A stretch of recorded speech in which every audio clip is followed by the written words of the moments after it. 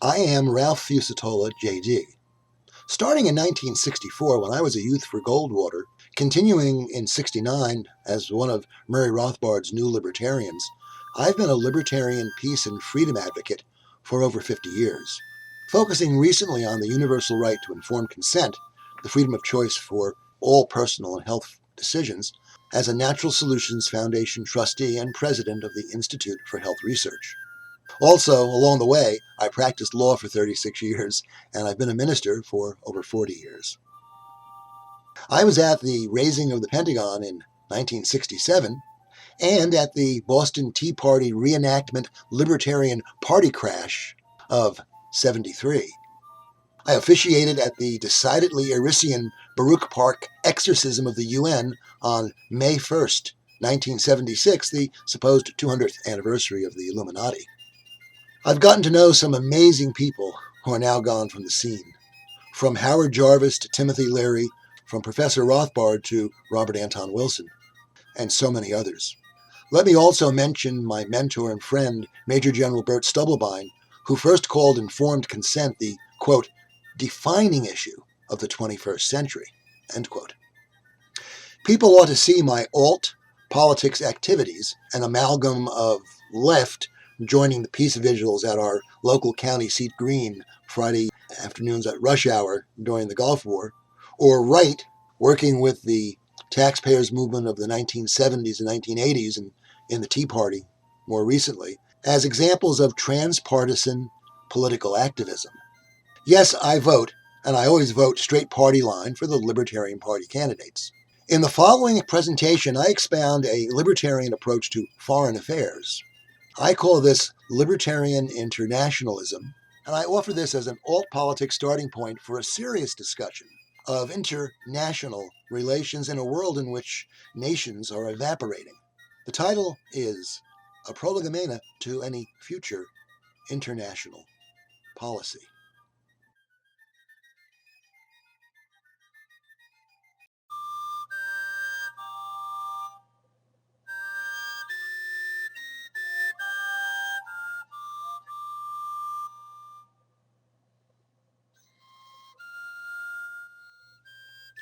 Libertarian Internationalism. The Prolegomena to a Libertarian Foreign Policy. Divesting governments of authority to micromanage our lives is the only path to world peace. This essay, in memory of a peace warrior, Major General Bert Stubblebine, 6 February 1930 to 6 February 2017. We live in a world where the promise of peace and prosperity has become a lie used to empower a globalist elite with its genocidal agenda, where relations among nations resemble the brutal behavior of thugs, a Hobbesian international order. As the lack of intellectual viability of statism in its various racial, religious, national, bureaucratic, imperialist, and other forms becomes increasingly exposed, the need to articulate an alternative libertarian approach to relations among people of different cultures and nations becomes critical. As the nation-state and its institutions, including international such as the UN, become increasingly irrelevant in an economically globalized, post-singularity world, a market-oriented internationalism is urgently needed. The judicial subjects of international law, international actors, include nation-states, even microstates like the Vatican, certain few private associations like the Red Cross or the Sovereign Knights of Malta, and international agencies like the UN and its associated institutions, like certain privileged NGOs and specialized agencies. What is not included in this list are actual private persons, such as you and me, and even juridical persons, such as private associations and registered corporations. The humans and human organizations with which we usually interact are missing from international relations. We as individuals don't exist in the currently dominant statist view of international law. In the eyes of international actors, we real people and our associations are little more than disregarded entities. This state of affairs is entirely unsatisfactory to libertarians. Libertarians understand, taught by Mises' brilliant philosophical exposition in his masterwork, Human Action, that there is only one set of actual actors in human affairs, individual humans. To paraphrase Mises, only individuals think, plan, and act. The belief that collective nouns such as state or corporation or class and the like engage in human action is a superstitious delusion that has led to much human suffering. Any truly humane international law must, going forward, take this grave error into account.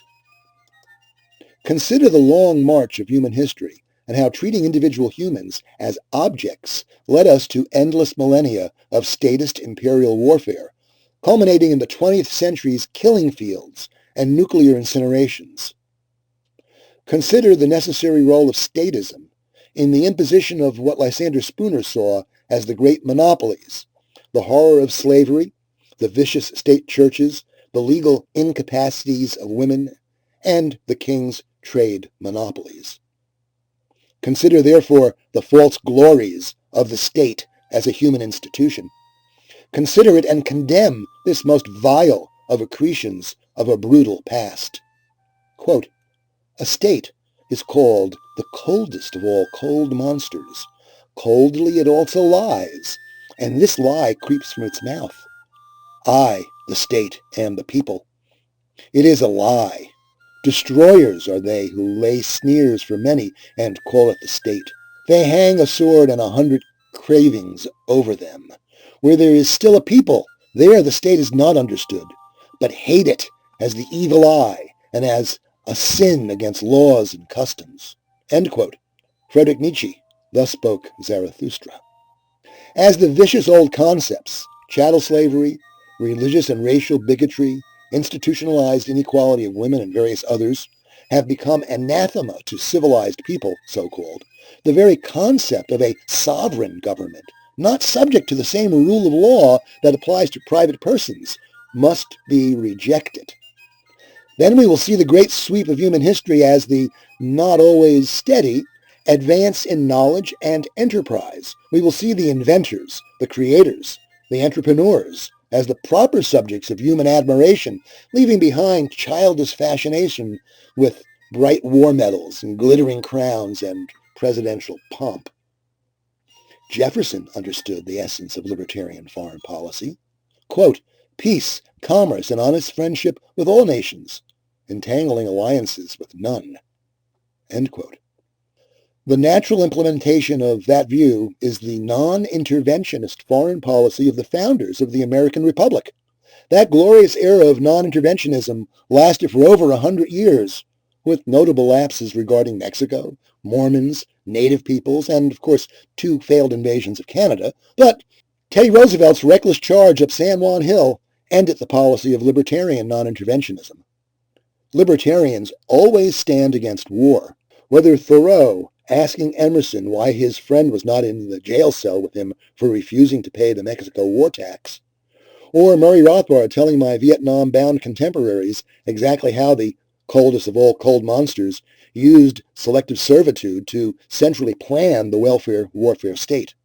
Whether Warren, Tucker, and Spooner decrying the uncivil war to make America safe for bureaucracy, or Mencken poking at the hubris of the World War warriors, libertarian Americans stood against every war since the rebellion of 1776 and stood with every resistance since the whiskey tax rebellion.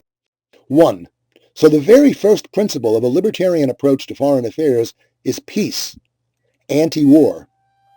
Standing for peace, we stand with the victims of war, including those murdered in our names and those forced to pay for the carnage.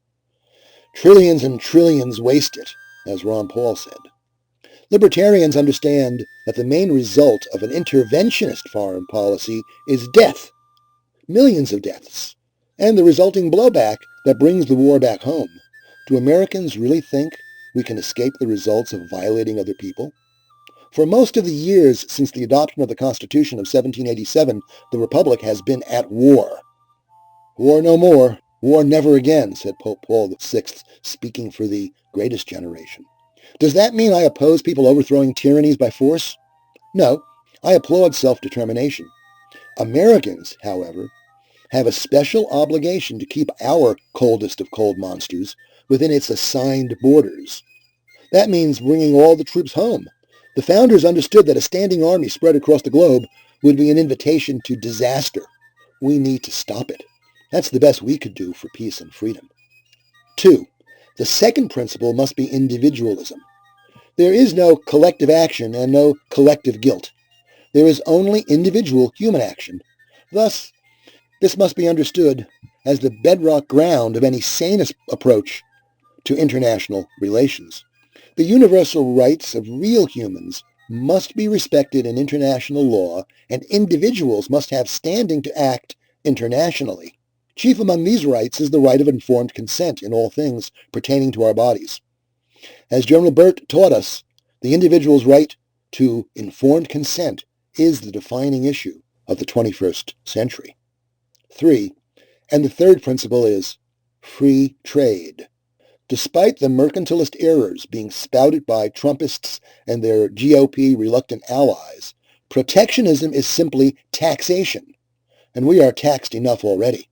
Whether penalizing companies for following market forces or imposing new tariffs, it is just tax policy, and the incidence of the tax will fall where all taxes fall, on production of real goods and services paid for by consumers.